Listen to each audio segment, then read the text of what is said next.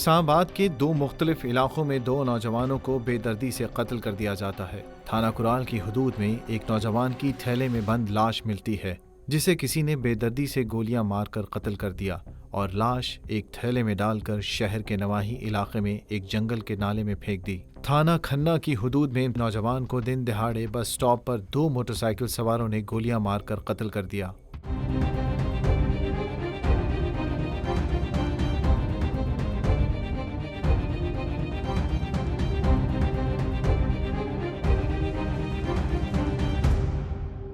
जायदाद जमीन का लालच, पैसे की हवस या इज्जत बचाने का खौफ, इंसान इस कशमकश में वो कुछ कर जाता है जिसका वो गुमान भी नहीं कर सकता। लेकिन जुर्म तो जुर्म होता है, मुजरिम अपने जुर्म के जरिए सामने आ ही जाता है। प्रोग्राम अंजाम के साथ मैं हूं नोमान मकसूद और आज के एपिसोड में हम आपको दिखाने जा रहे हैं कत्ल की इंतहाई अंदोहनाक दो वाकयात से मुतालिक दास्तानें। इसके मुजरिम कैसे अंजाम को पहुंचे, इससे मुतालिक भी दिखाएंगे आज के एपिसोड में।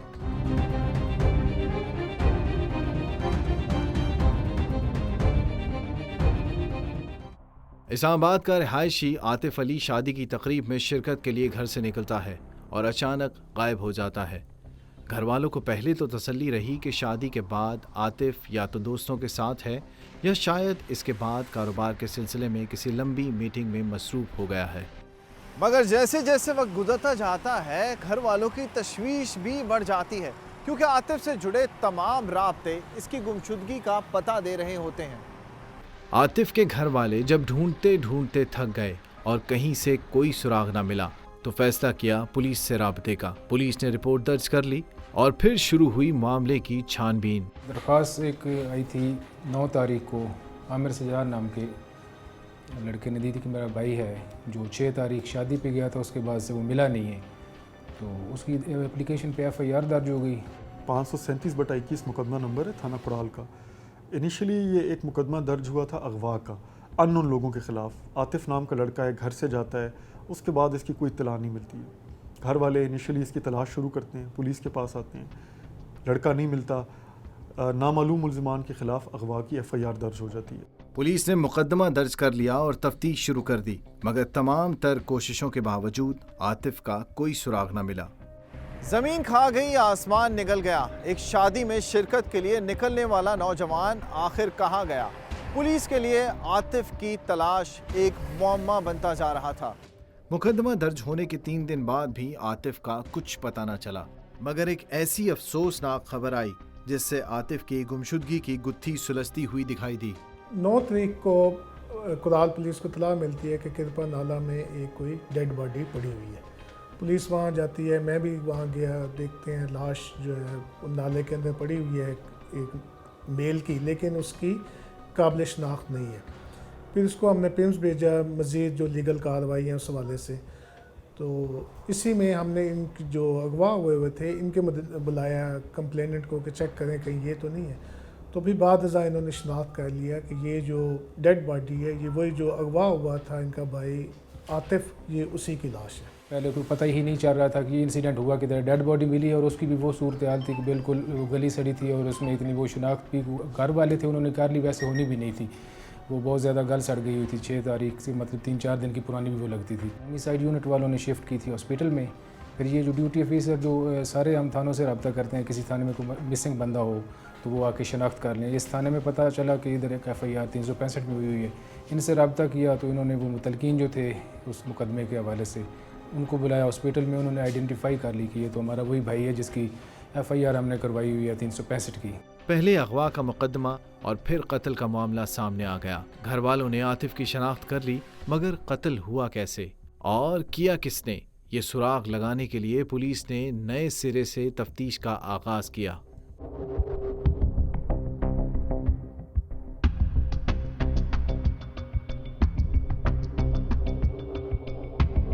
अब आतिफ के अगवा की FIR को कत्ल की दफात में तब्दील करने के बाद पुलिस ने संगीन मामले की छानबीन करना थी, जिसके लिए तहकीकात का दायरा कार बढ़ा दिया गया। मकतूल आतिफ के कत्ल की तहकीकात के लिए पुलिस ने टीम तश्कील दे दी। इस टीम ने तमाम शवाहिद इकट्ठे करने के लिए कोशिशें तेज़ की। ये डेड केस था, हमारी डेड एंड केस था, अदम पता की तरफ जा रहा था। कोई शवाहिद नहीं मिले, लवाहिकीन ने भी किसी की तरफ शक का इजहार नहीं किया। पुलिस ने इसको एज अ चैलेंज लिया, इसके ऊपर काम करना शुरू किया, टेक्निकल असिस्टेंस ली गई, ह्यूमन इंटेलिजेंस का इस्तेमाल किया गया। इस पे हमने फिर इस FIR में और दफ़ात इजाद की और 302 लग गई और पुलिस ने इस पे तफ्तीश स्टार्ट कर दी।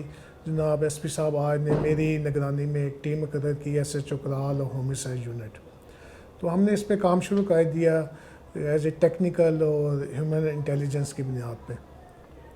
और फिर हमने चेक किया कि इसका लास्ट किसके साथ कंटेक्ट था, क्या था। लेकिन मामला इतना सादा कहाँ जनाब। कत्ल हुआ तो फिर कातिल भी कोई ना कोई तो था ही। वक़्वे से केस के हल होने तक कानून अपना रास्ता खुद बनाता चला गया और फिर बात आखिर गुत्थी सुलझने तक पहुंच ही गई।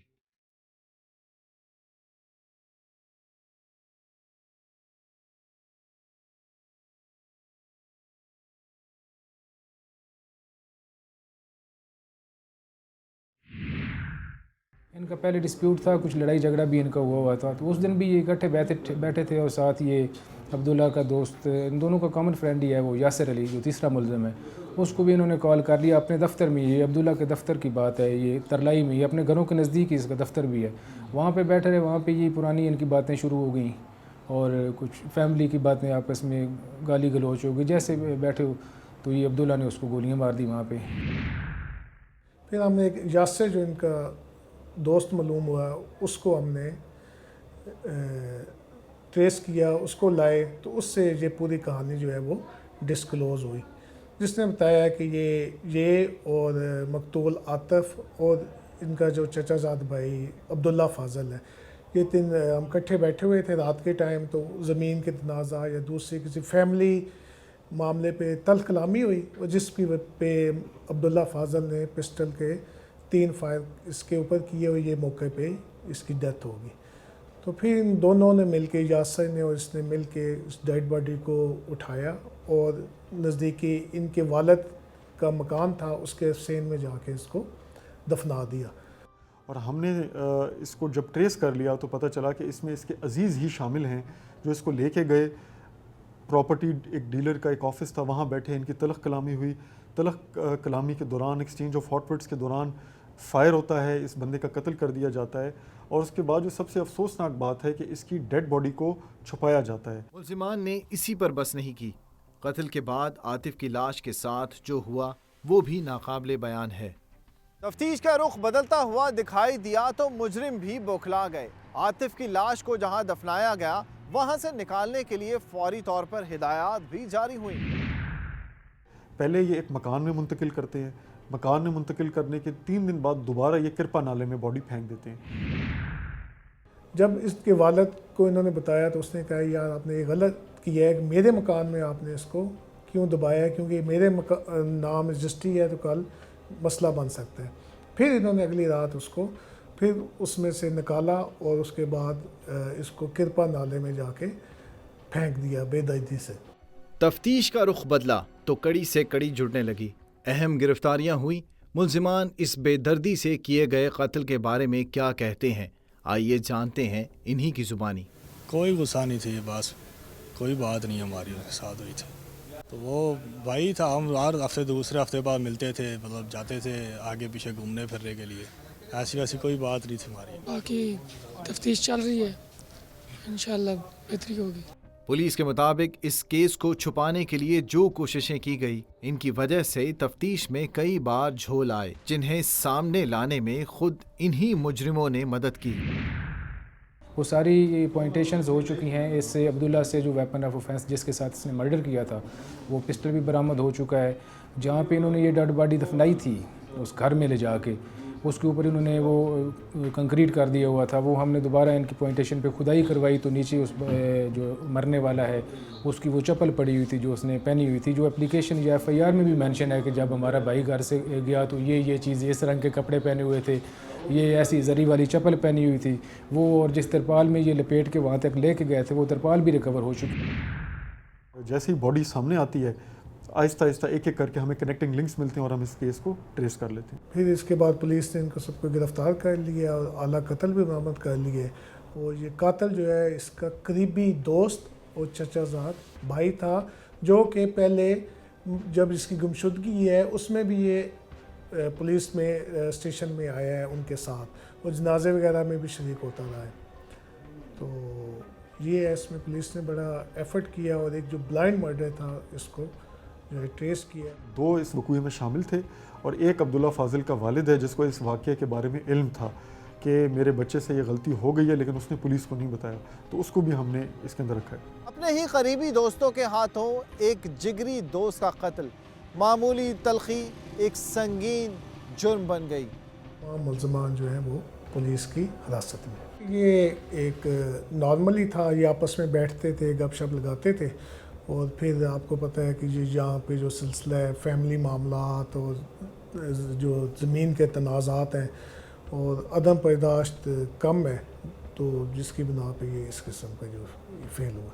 ये बैठे थे, गपशप लगा रहे थे, गपशप के दौरान ही जिस तरह कोई किसी बात पे इनका इख्तिलाफ़ हुआ और दौरान इख्तिलाफ़ ही अब्दुल्ला फाजिल है और यासिर है, इसको फायर मार के इन्होंने कत्ल कर दिया। ये अब्दुल्ला और जो डिसीज़्ड आतिफ अली है, ये आपस में चचाजाद भाई हैं, तो इनका कोई ना कोई आपको पता है करीबी रिश्तेदारों में और यहाँ पे ज़्यादातर ज़मीन के मामलात और वो मामलात चलते रहते हैं फैमिली लेवल पे। पकड़े जाने के डर से पहले मुल्जिमान मकतूल के घर वालों के हमदर्द भी बने रहे, लेकिन वो कहते हैं ना, जो चुप रहेगी जुबान खंजर लहू पुकारेगा आस्तीन का।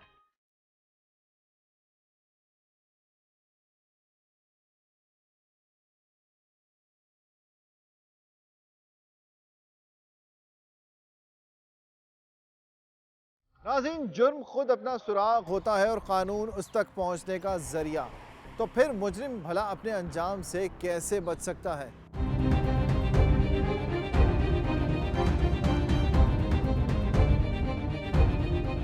नाज़रीन, प्रोग्राम में वक्त हुआ है एक ब्रेक का, और ब्रेक के बाद हम आपको दिखाने जा रहे हैं एक ऐसे दर्दनाक कत्ल की कहानी जिसमें बस स्टॉप पर बैठे एक नौजवान को बेदर्दी से मौत के घाट उतार दिया गया। तो कहीं मत जाइएगा, क्योंकि भयानक जुर्म के भयानक अंजाम की कहानी अभी बाकी है।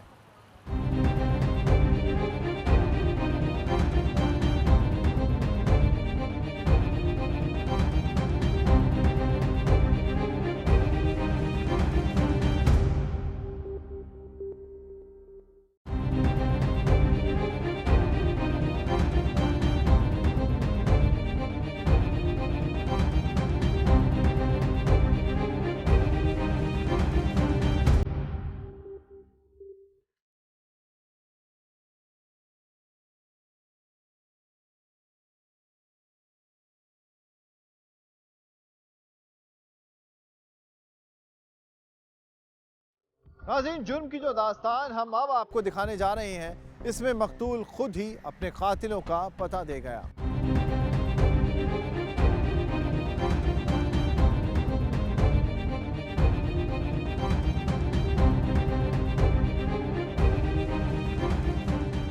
ऐसे किसी को जानता था? मेरा दोस्त इम्तियाज है। मेरा दोस्त इम्तियाज। तेरे दोस्त इम्तियाज ने मारा है? ये पानी बच कर, मुझे पानी। तेरा दोस्त इम्तियाज है। दोस्तों की घर वालों तक रसाई जहां दोस्तों पर भरोसे की अलामत होती है, वहीं ये रसाई कभी कभी शुकूक और एतमाद शिकनी का शाखसाना भी बन जाती है। बज़ाहिर ऐसा ही हुआ आबिद अब्बासी नामी शख्स के कत्ल की वारदात में, जिसमें इम्तियाज नामी शख्स ने करीबी रिश्तेदार को ही लालच देकर उजरती कातिल बना डाला। नज़ा बयान में उसने कहा कि मेरा दोस्त है शामिल। जब उसको हमने इन्वेस्टिगेट किया, गिरफ़्तार किया, जब इन्वेस्टिगेट किया तो उसने फिर बतलाया कि मैंने, क्योंकि ये मेरी बीवी के साथ इसका कोई प्रॉब्लम थे, फ़ोन करता था, तो मैंने अपने कज़न को पैसे दे के ₹1,00,000 25,000 एडवांस दिया था, बाकी 75 बाद में देना था। उसको मैंने कहा था कि इसको जो है ना डराओ धमकाओ, लेकिन इसी दौरान उनसे फायर जो है वो लग गए और उसका मर्डर हो गया। गोली मारकर आबिद को जख्मी करने की ₹1,00,000 में डील करने वाले अली रजा ने वारदात में अपने सगे भाई उसामा को भी फंसा दिया। ये 2 भाई थे, अली और उसामा। एक मोटरसाइकिल ड्राइव कर रहा था, दूसरे ने पीछे बैठा हुआ था, उसने उसको आके फायर किए। ये जो काला खान हमारा स्टाफ है मेन रोड के ऊपर एक्सप्रेस वे पे, वहाँ पे ये वारदात इन्होंने की। उसामा को उस वक्त तक नहीं पता था जब मोटरसाइकिल लेके गया था, लेकिन जब वारदात होगी तो फिर उसको पता था, फिर उसको चाहिए था कि वो पुलिस को बताए, लेकिन फिर ये दोनों गायब हो गए।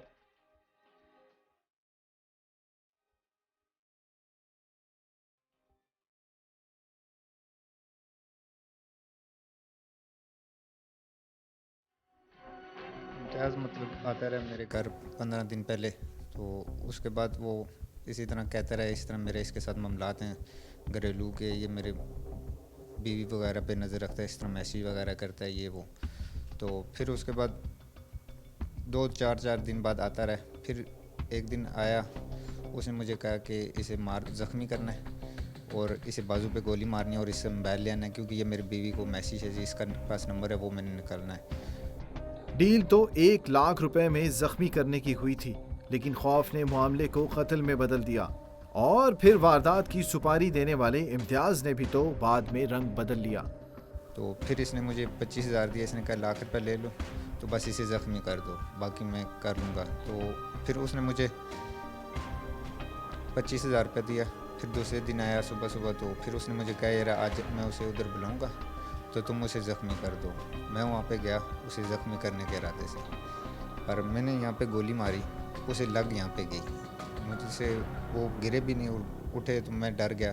मैंने क्या पता इनके पास भी पिस्तौल प्रॉपर्टी का काम करते हैं, मुझे ना मार दें। डर की वजह से मेरे से 2 फायर और लग गई। मैं उन्हें मारने के इरादे से, ज़ख्मी करने के इरादे से गया। उसके बाद फिर मैं अपने घर चला गया। फिर शाम को इम्तियाज़ भाई मिले, मैंने उन्हें मोबाइल दिया तो उन्होंने नहीं लिया। उन्होंने कहा कुछ 2 दिन बाद कल मैं मतलब मिलूँगा तो ले लूँगा तुमसे। उसके बाद फिर वो मुझे नहीं मिले।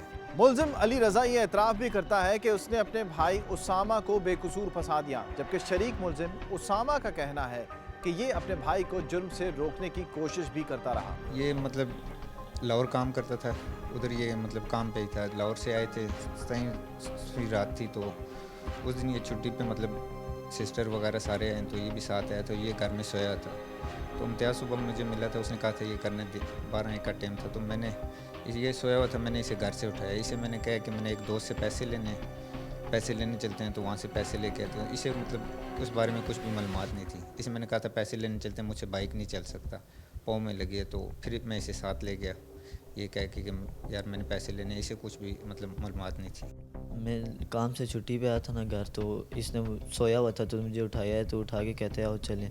मैंने एक दोस्त से पैसे लेने या उससे मतलब मिलने जाना है, तो मैंने बोला ठीक है।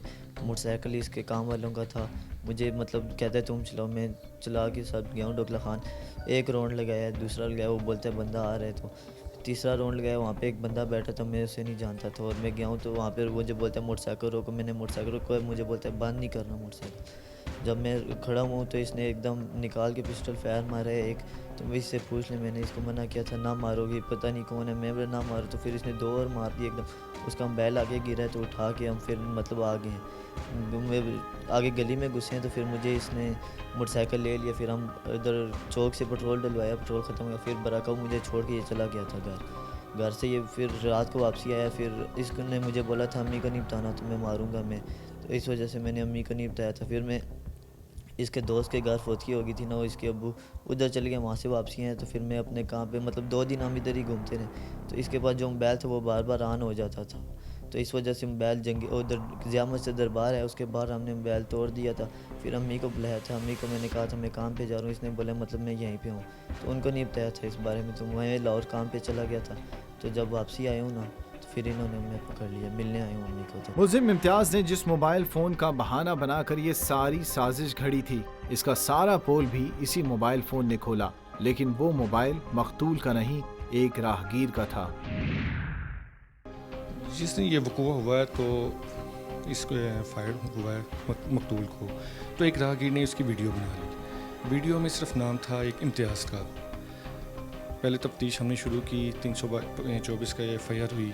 बाद में जब हमने एक पहला मुलज़म पकड़ा, हमने इम्तियाज़, उससे इंटरोगेट किया, तो उसने बताया कि मैंने कत्ल नहीं किया, मैंने कत्ल करवाया।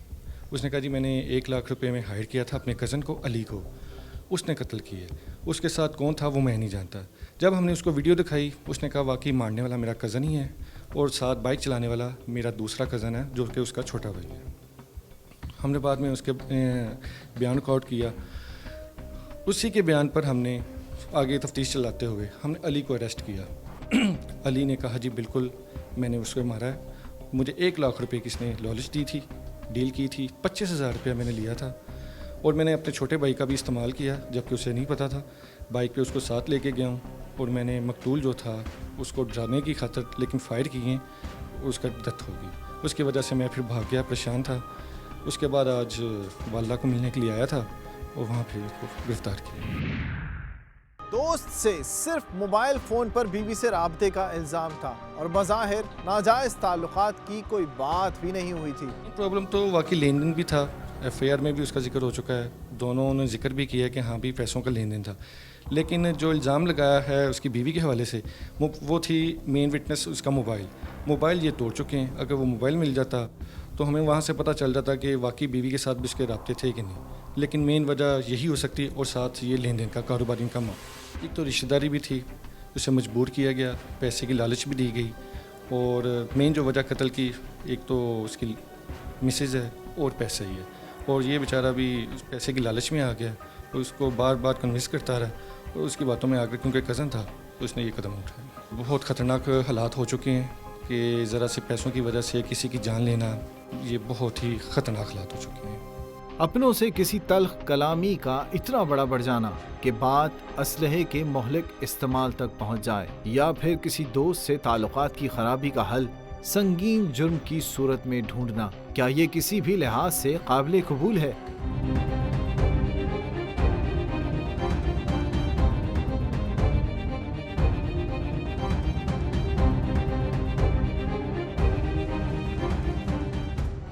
नाज़रीन, आज के प्रोग्राम की दोनों कहानियां माशरे के लिए एक बहुत बड़ा सवाल हैं जिनके जवाब अगर तलाश ना किए तो जराइम भयानक अंजाम की तरफ ले जाते ही चले जाएंगे।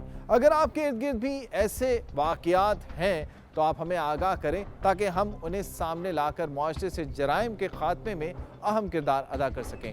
आप हमें फेसबुक और यूट्यूब पर भी फॉलो कर सकते हैं। अगले प्रोग्राम तक हमें दीजिए इजाज़त। अल्लाह ने के बाद।